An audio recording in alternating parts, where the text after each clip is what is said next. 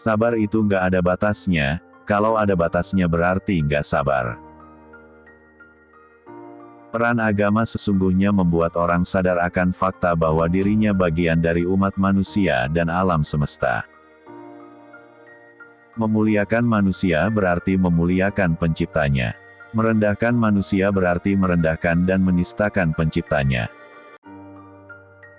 Tidak penting apa agama dan sukumu, kalau kamu bisa melakukan sesuatu yang baik untuk semua manusia, maka orang tidak pernah tanya apa agamamu. Dalam hidup nyata dan dalam perjuangan yang tak mudah, kita bukan tokoh dongeng dan mitos yang gagah berani, dan penuh sifat kepahlawanan. Bukalah hatimu dan bertindaklah dengan jujur. Kemajemukan harus bisa diterima, tanpa ada perbedaan. Bangsa ini menjadi penakut, karena tidak berani dan tidak mau bertindak menghukum yang bersalah. Tugas pokok intelektual adalah mempertahankan kebebasan berpikir, bukannya membunuh kebebasan berpikir. Begitu agama mengubah dirinya menjadi penentu, tidak lagi hanya memengaruhi tetapi menentukan, maka dia telah berubah menjadi duniawi. Kalau hal ini yang terjadi, pada gilirannya dia bisa mengundang sikap represif. Agama menjadi represif, untuk mempertahankan dirinya. Perpustakaan adalah tempat untuk memenuhi dahaga ilmu pengetahuan. Di negeri kita demokrasi belum lagi tegak dengan kokoh, masih lebih berupa hiasan luar bersifat kosmetik, daripada sikap yang melandasi pengaturan hidup, yang sesungguhnya. Semakin tinggi ilmu seseorang, maka semakin besar rasa toleransinya. Kalau sekarang ini ada yang menjelekkan nama Islam, kita didik agar membawa nama Islam yang damai. Kalau Anda tidak ingin dibatasi, janganlah Anda membatasi. Kita sendirilah yang harusnya tahu batas kita masing-masing. Bukankah dengan demikian menjadi jelas bagi kita bahwa menerima perbedaan pendapat dan asal-muasal bukanlah tanda kelemahan melainkan awal dari kekuatan. Tentang kecintaan, kasih sayang, penghargaan yang tulus kepada umat manusia, apapun agama atau keyakinannya pada dasarnya sama-sama mengabdi pada manusia. Hanya ajarannya yang berbeda. Marilah kita bangun bangsa dan hindari pertikaian yang sering terjadi dalam sejarah. Inilah esensi tugas kesejahteraan kita, yang tidak boleh kita lupakan sama sekali. Tuhan yang Maha Besar, Maha Agung, Maha Berkuasa tidak perlu dibela. Yang memerlukan pembelaan adalah manusia yang ditindas dan dianiaya. Demokrasi harus berlandaskan kedaulatan hukum dan persamaan setiap warga negara tanpa membedakan latar belakang ras, suku, agama, dan asal-muasal, di muka undang-undang. Kalau ingin melakukan perubahan jangan tunduk terhadap kenyataan, asalkan kau yakin di jalan yang benar maka lanjutkan.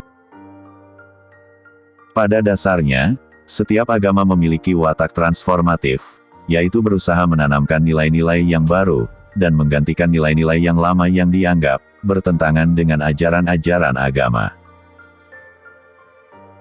Guru spiritual saya adalah realitas. Dan guru realitas saya adalah spiritualitas. Maafkan musuh-musuhmu, tapi jangan lupakan kesalahannya. Dengan lelucon, kita bisa sejenak melupakan kesulitan hidup. Dengan humor, pikiran kita jadi sehat. Menyesali nasib tidak akan mengubah keadaan. Terus berkarya dan bekerjalah, yang membuat kita berharga. Saya mengatakan kepada murid-murid, bahwa kita mampu mendesak tanpa melakukan kekerasan, dan kita bisa berjalan ke arah demokrasi tanpa kekerasan. Dengan cara itu, Tuhan akan merestui kita.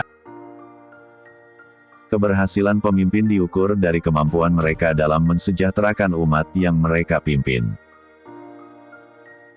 Negara ini paling kaya di dunia, tapi sekarang negeri ini menjadi melarat, karena para koruptor tidak ditindak dengan tegas. Tidak ada jabatan di dunia ini yang perlu dipertahankan mati-matian. Yang lebih penting dari politik adalah kemanusiaan. Keutuhan negara hanya akan tercapai, kalau ia memberikan perlakuan yang sama di muka hukum. Kepemimpinan yang baik dapat membawa hasil yang baik, tanpa banyak menumpahkan darah.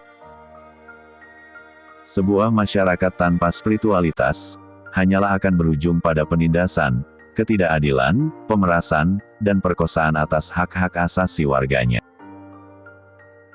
Saya tidak peduli, mau popularitas saya hancur, difitnah, dicaci maki, atau dituduh apapun. Tapi bangsa dan negara ini harus diselamatkan dari perpecahan. Humor memang tidak bisa menjatuhkan pemerintahan. Tetapi humor bisa membantu membusukkan suatu rezim. Dari sudut agama, saya ingin mengingatkan, agar ketidaksenangan kita terhadap seseorang atau kaum, jangan sampai menyebabkan kita berlaku tidak adil dalam memutuskan sesuatu. Agama mengajarkan pesan-pesan damai, dan ekstremis memutarbalikannya.